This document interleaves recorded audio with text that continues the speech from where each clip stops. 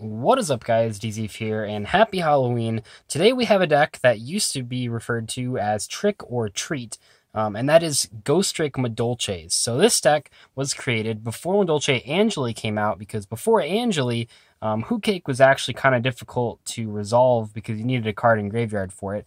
The Ghostrick engine, which I'll go through here, is really good at putting monsters in the graveyard.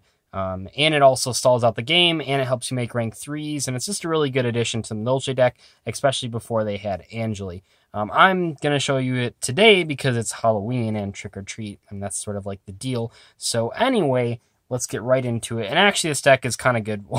It's okay right now. It's pretty annoying to play against, so that's something.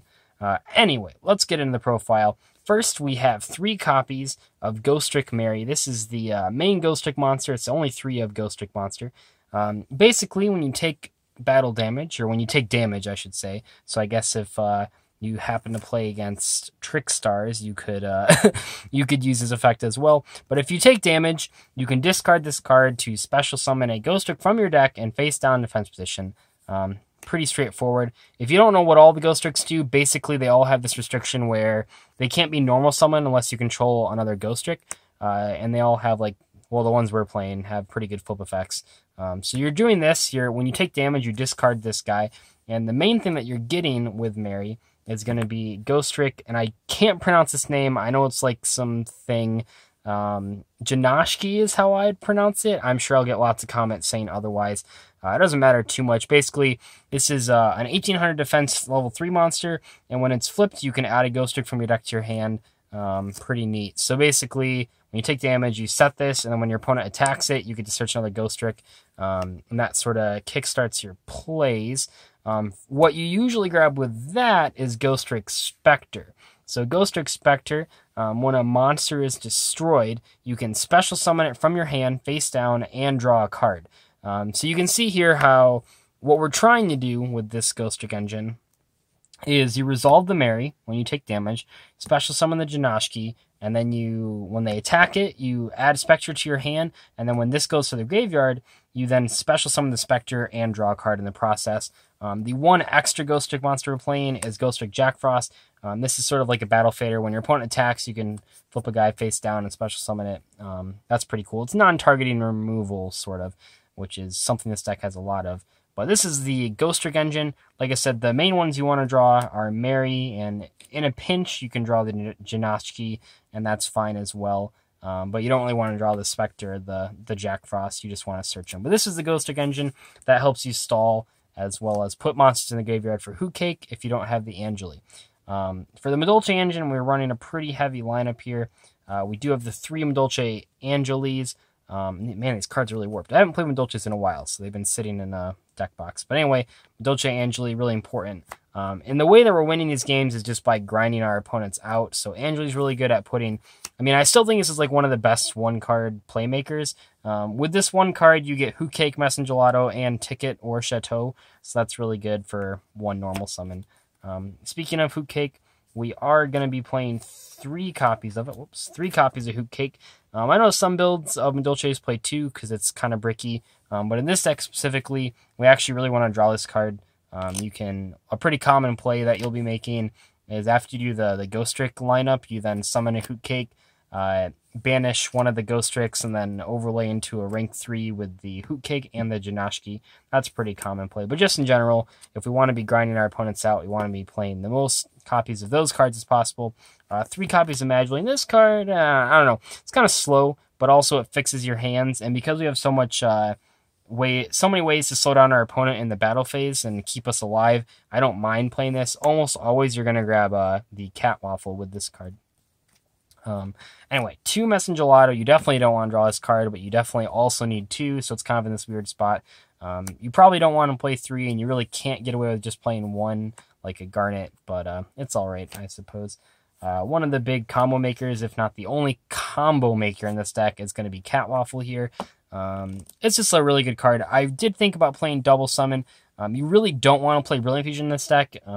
Not a lot of your cards just lose automatically to hand traps, but if you play Brilliant Fusion, you add a whole bunch of cards that lose to hand traps, and you add a whole bunch of bricks. This deck already has enough bricks, and some of your hands can be pretty slow. So I just don't want to play that card right now, especially with Ash Blossom. But Double Summon is something I thought of. I eventually cut it just to keep it at 40 cards, but Catwaffle can get that extra summon, so that's pretty useful. One thing I am doing as like the only defensive traps in this deck is I'm playing artifacts. So we have 2 artifact Scythe. When you side deck, you can side an artifact Lancia. Pretty good counter to evenly match. That card's super annoying. So 2 Scythe for that. No Morale Talk. That card's pretty bad. One thing that we're doing, and another set of cards you can banish with the Hoot Cake is hand traps. So we're playing a whole bunch of hand traps. I think even with the new ban list, that hand traps are pretty good still. So we're playing 3 Ash Blossom, by far the most versatile and most impactful hand trap. 2 Drone Lockbird. This might come out depending on how good Spirals are, but right now I still feel like Spirals are going to be played, and Drone Lockbird really just ends their turn. Beforehand, they could still open like Machine Dupe and win, but now if you like Drone Lockbird, the Terraforming, they pretty much have to pass turn, which is great for you. 2 copies of Ghost Ogre. This card's good against a lot of the things that Drone Lockbird isn't good against, so they're pretty useful. And then 1 Maxi is like the super sacky one of that you always want to draw. So that's it for the hand traps. We're not going crazy with like Psyframe Gamma or Ghost Reaper, but those ones I think are pretty good. For the spells, we have the 2 copies of Chateau. You got to play 2 of this so that when you need to get a Madolche engraved for the Queen, you can overlay them on top of each other and send one to the graveyard. 1 Madolche ticket. You never really need more than 1 because unfortunately it's a hard one for turn effect. And then my tech choice, or one of my tech choices, was Pot of Acquisitiveness. I was playing Pot of Dichotomy, or back when I played this deck, like years ago, I played Pot of Dichotomy because you could shuffle back all the Ghostricks and Madolches.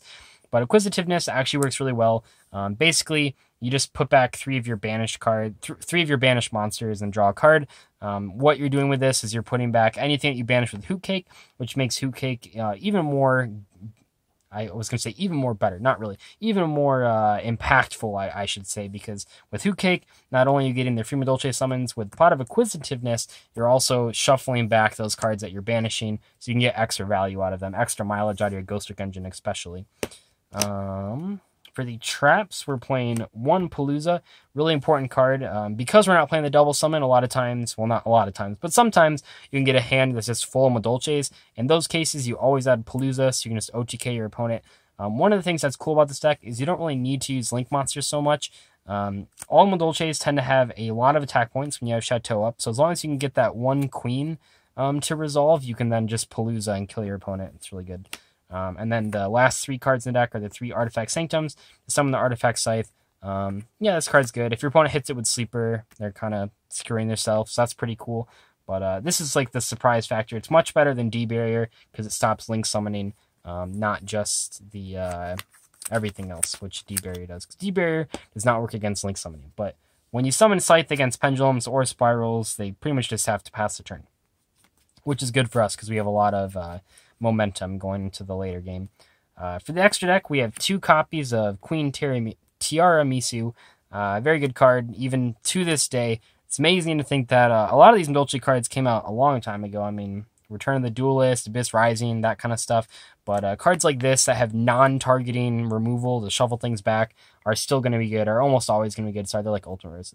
Kind of hard to see, but there they are. So yeah, got to play 2 of that. 1 of the Choco a la mode. We're not playing Pudding Cess in this build, but even without Pudding Cess, this card's still good to get that extra 300 damage in sometimes, which occasionally actually matters. So we have those as the Madolche cards.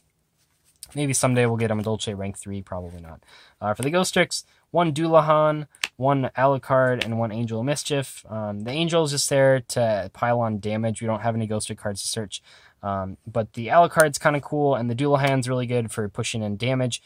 Mary is level 1, the Spectre is level 1, and the Jack Frost is level 1, and Drone Lockbird is level 1, so I guess you can make it with those. So that's the Madolche and Ghostrick cards in the extra deck. Moving on, we have 1 Invoker and 1 Lavier the Sea Dragon. These cards are a lot weaker with Link Summoning. The old combo is that if you had Catwaffle and Angeli, you could then do some crazy stuff with these cards to make the Queen effect go off. But now it's not so much. However, they're still useful. It's just not as good as it used to be.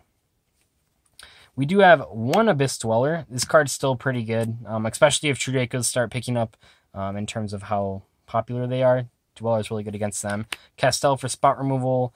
Carnagorgon, I like this card a lot, especially against Pendulums. The Utopia guys, so you have the regular Utopia and Utopia the Lightning. I am playing Giant Hand. This 100% should be the Baguska card. I do not own one, so we're forced to play Giant Hand. I should have looked. I don't think I own one.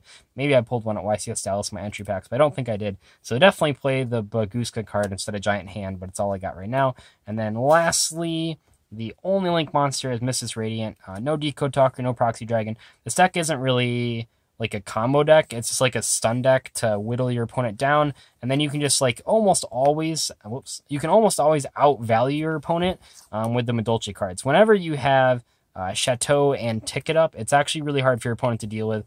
Unless they specifically have Twin Twisters to get rid of both of them at one time. These cards, is every time they kill Madolche, you're getting the Madolche back and you get a search.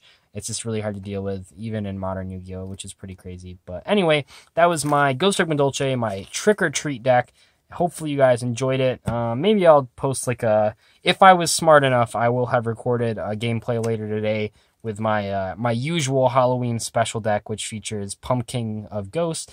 But we'll have to see. I don't know if I'll get a chance to record that or not. I'll try to. But anyway, I'll see you guys later. Bye.